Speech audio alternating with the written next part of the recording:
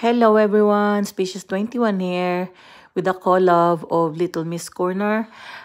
This is our Mother's Day special. Wala kayo may gibuhat ni adto ra mig town kay para tuluan na mo siya unsaon pag-spend sa iyahang debit card, which is dugay-dugay na pud ni pero need og practice kay since na last Christmas last nasudlan karon na pud nasudlan og usab.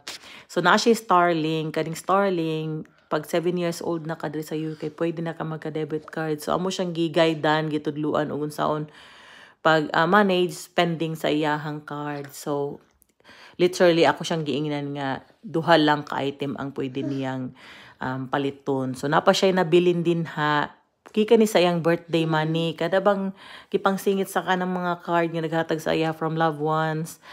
So mao lang to no, so duha ka item so gipili niya ang Robux card kanang points nga naay kuan makapalit-palit maka-spend ka something sa imuhang Roblox, and then a color pen nga naay scent.